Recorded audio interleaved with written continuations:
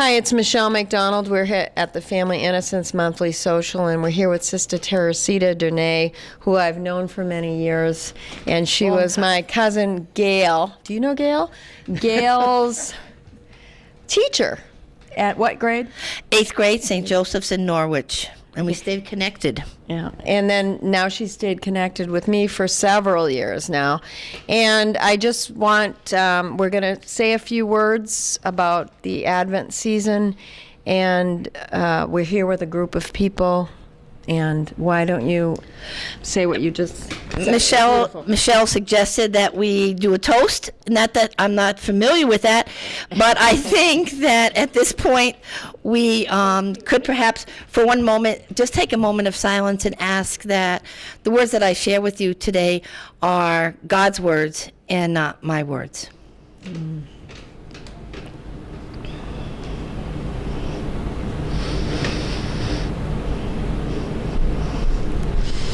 Thank you.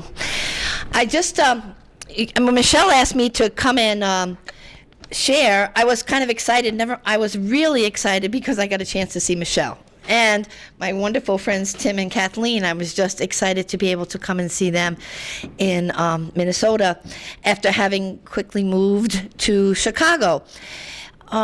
And so I was thinking about what I could share, and I was having lunch with Michelle and thought about, I was just saying to her, you know, life is messy.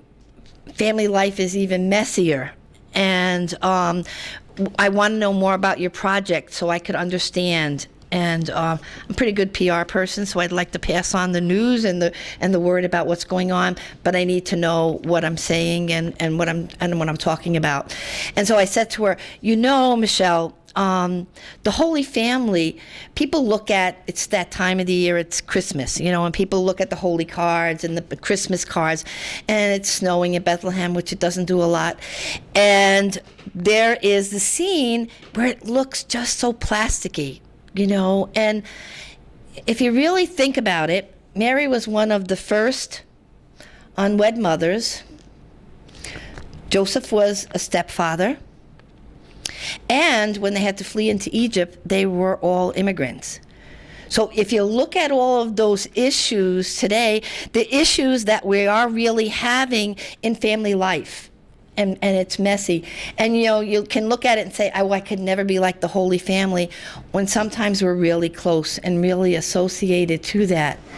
And I think if we take it from that perspective and look a little deeper than that sugary stuff and really go in, we see that, yes, life is messy, but there are people around who can help us to get out of that. And I think that's what you're trying to do, Michelle, with the group with Family Innocence, to try to help folks keep families together, because it is a difficult time, and it's a challenge, you know, and the church enters the season of Advent for all of us, you know, as Christians or whatever, you know, our Jewish brethren, it's Hanukkah, we're celebrating something, or we're waiting for something. And so it's important to not miss the boat. I mean, Michelle likes this story, you know, don't miss the boat. I was sharing with her sometimes, you know, that's that old story with the man sitting on the roof and everybody's coming to help him, a rowboat, a helicopter, whatever, and then he finally drowns and he says to God, I believed in you, why didn't you save me? He goes, I sent you 3 things, a boat, a helicopter, whatever, and he goes, and you didn't take them, you know? So, you know, wake up, don't miss the boat. And sometimes we can miss the boat. And I think we do miss the boat when we don't take time. You need to take time for your own personal self to pray. All of us in here need to take that time to reflect on where are my priorities, where are things going. You know, you change focus in your office from making money and doing divorce cases to changing that, perhaps, you know, changing your whole lifestyle into saying, I want to help people keep families together. And so it really is for all of us here and all that we'll come to know, it's a way to understand how can we help families? How do we have a change of heart? And I guess the quickest way not to miss the boat is to spend that time into prayer and to make it a priority. That might sound pietistical, but coming to prayer allows us time to come and search inside. And in our society today, myself included, we don't have quiet time. We got the radio blaring, we got the TV blaring. I lived alone for a long time, and I always put the TV on just so I could have somebody else in the house with me. You know, is it necessary? You know, do we stop? And I think that this time before Christmas is a good time to stop.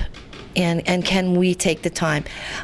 Merchandising and all that says no. Get out for Black Friday. Get out for Black Friday. Black Friday. Black Friday. Loretta LaRoche just wrote a piece on her Facebook page that said she spent Black Friday camping in her backyard and then went into the house to see the things that she didn't buy. And she said, and she wanted to send people out with first aid kits to the stores because that's what they were going to need.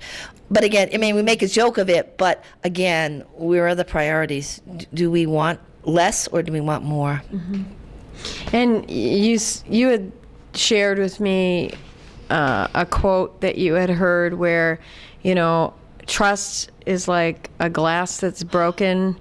It's never the same. And that was pretty powerful to me. Yeah, when we talked about it, I said, interesting. I said, when the glass was broken, it's never the same.